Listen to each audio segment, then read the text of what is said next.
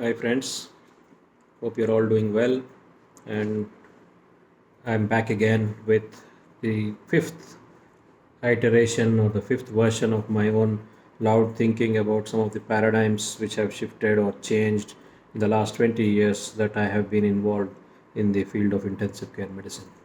Today, I probably will think about or talk about nutrition as it has evolved, ICU nutrition to say how it has evolved over the last 20 years in intensive care. Conceptually, 20-25 years ago, ICU nutrition was probably thought of as a supportive or a corollary to what's going on in the intensive care unit, and it's never did get as much importance as fluids or vasopressors or antimicrobial therapy, acid-base balance, and renal replacement therapy.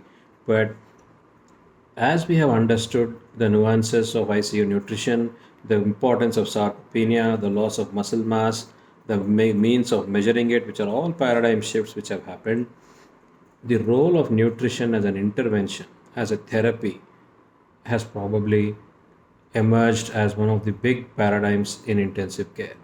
And you don't, the people who prescribe nutrition have changed from the nutritionists to trained and informed ICU clinicians who take the responsibility of prescribing ICU nutrition.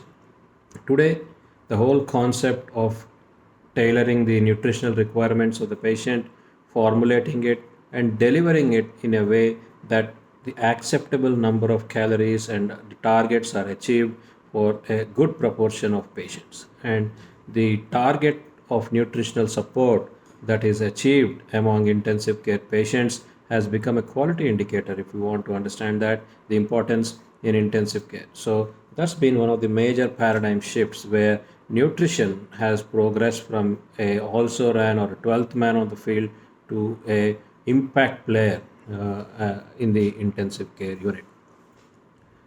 20 years ago, the moment somebody did not tolerate enteral nutrition for 24 hours or 48 hours, we definitely used to think about parenteral nutrition.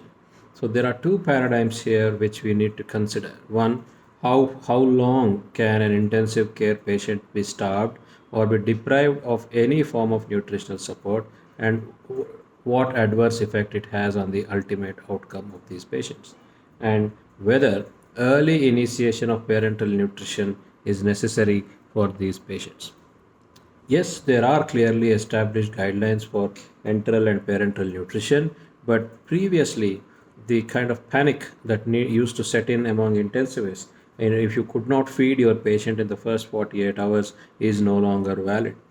In fact, patients who have not been fed up to 4 days and maybe five do not do worse than those who have been initiated on enteral feeds in the first 48 hours.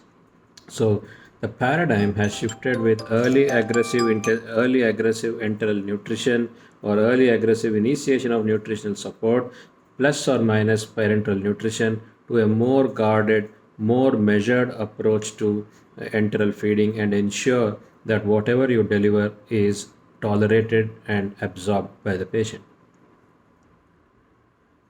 We don't call nutrition as nutritional support anymore. It's just not about carbohydrates, fats, and proteins that you need to look at. The whole paradigm of ICU nutrition has now become metabolic support. So, how is the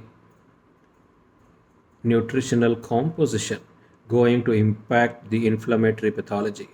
How is it going to impact the biomarkers of inflammation? How is it going to impact the biomarkers of coagulation?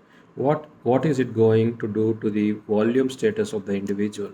What is it going to do to the electrolyte status of the individual? All these questions are now being routinely answered while prescribing nutrition. So, nutrition, while providing the energy to the patient, is also part of the metabolic support which a critically ill patient actually deserves. That's again been a major paradigm shift. Previously, we used to go with standard formulae of 25 kilocalories or roundabouts and try to achieve those targets. But that one size fits all hypothesis has actually now failed to find muster among practitioners in intensive care medicine. nutritional assessment by whatever tools we had and whatever tools we have at this point of time, which was usually ignored initially, has now become central to planning the therapy of the patient. While you manipulate the ventilator for um, oxygenation and ventilation, you titrate the fluids, you look at the ultrasound, you use the labs to optimize your antimicrobial therapy. Similarly, the day-to-day dynamics of assessment of nutrition, the changes of the markers of nutritional adequacy or inadequacy have become integral to daily checklist for intensive care patients. So, this nutritional assessment by various tools, by thick measurements and parameters has become an integral part. Utilizing the Harris Benedict equation and integrating it into mechanical ventilation has been a major paradigm shift, and we are now able to understand how our nutritional strategy is impacting the metabolic burden on the patient, and how you may be actually, without your knowledge or understanding, be overloading the patient with high metabolic load. So, understanding this metabolic requirement of the patient and assessment of this metabolic requirement along with the nutritional assessment has been a major paradigm shift in the way ICU nutrition has progressed over the last 20 years. Parenteral nutrition has also come in, gone out in the intensive care unit.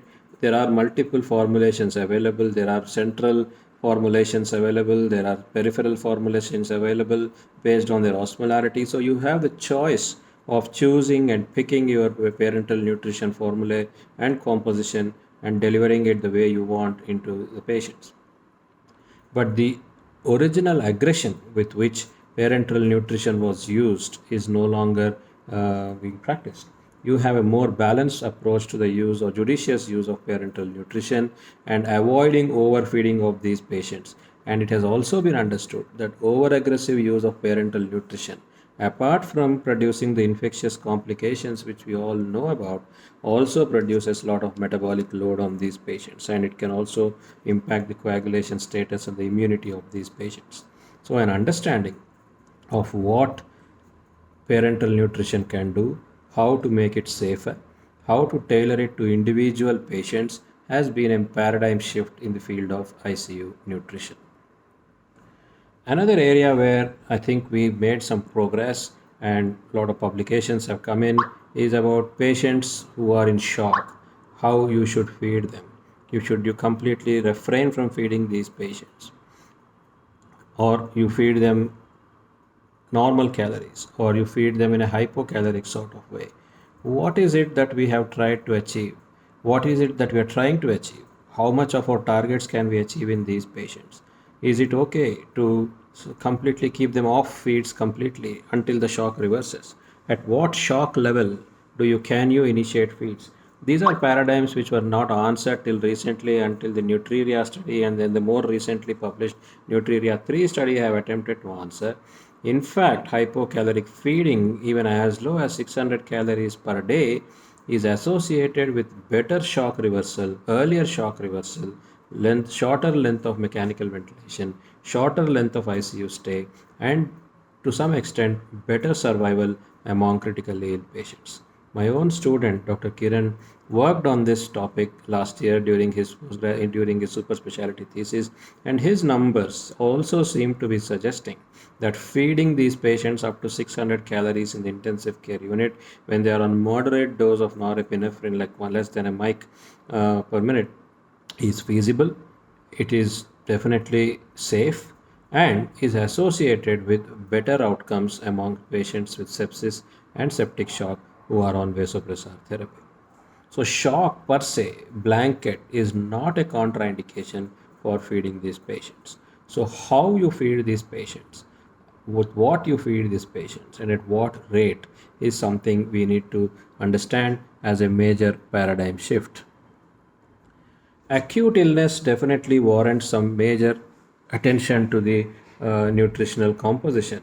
But the concept of chronic critical illness, those who are confined to the bed because of spinal cord injuries, because of neuropathies, several other problems, uh, who keep on adding their nutritional deficiencies, which need to be addressed by the intensivist, has also come as a major paradigm shift. Possibly, this paradigm has shifted or has emerged because we are now crossing the boundaries of the ICU and stepping out and giving the long term care to critically ill patients, and chronic critical illness is one of them. The need for continuing active nutritional support post discharge as a recognition, as an entity, and as a prescription is probably a major paradigm shift which we have found among patients in the intensive care unit. The targets for nutritional support, as I mentioned earlier, have also now become better defined. The paradigm has shifted from overfeeding or underfeeding to what we can call as target based nutrition with well defined nutritional protocols. What the role of protein and how much protein you give to these patients, what is the type of protein you give to these patients, has also been a good paradigm shift in among intensive care patients. Hypocaloric feeding is no longer frowned upon, and it is in fact being advocated for those patients who cannot tolerate the full caloric feeds in the intensive care unit. There used to be a debate that continuous feeding is superior to bolus feeding, and those patients who are fed with bolus feeds tend to have more interruptions in their feeding pattern, feeding schedules than those who are continuously fed. But that has not actually shown in a major randomized control trial to improve any outcomes. Similar debates have raged between formula feed versus kitchen feeds.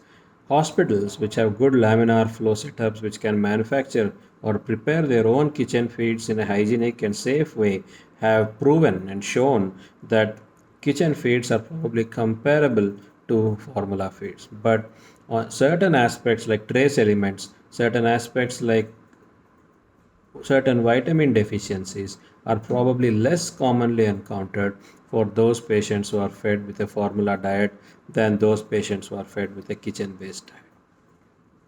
We also used to be very obsessed with measuring the gastric residual volume, and we used to aspirate the nasogastric tube before every feed and then hold it when a fixed amount of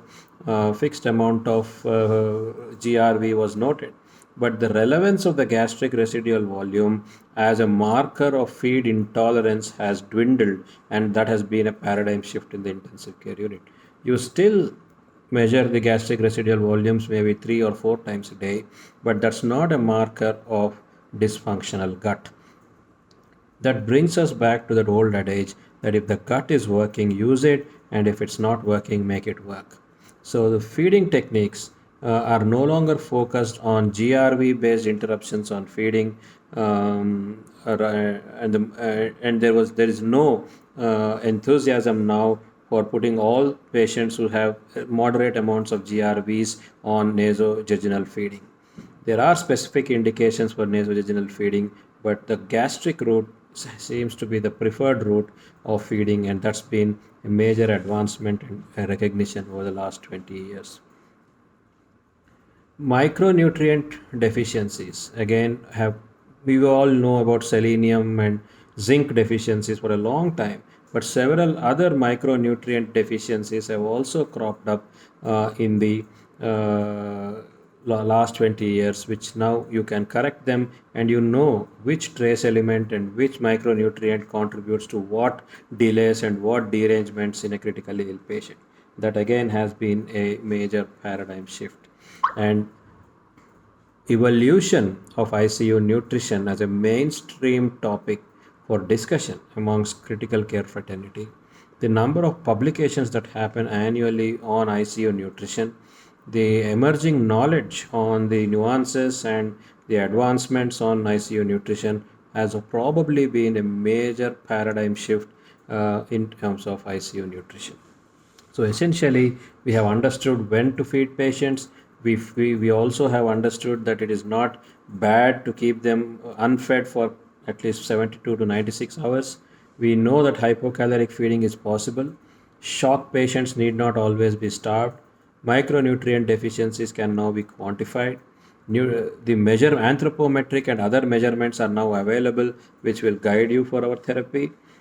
Very conservative and balanced use of parenteral nutrition and of course the non-reliance on gastric residual volumes as the markers for feed tolerance or intolerance are probably some of the paradigm shifts which have emerged.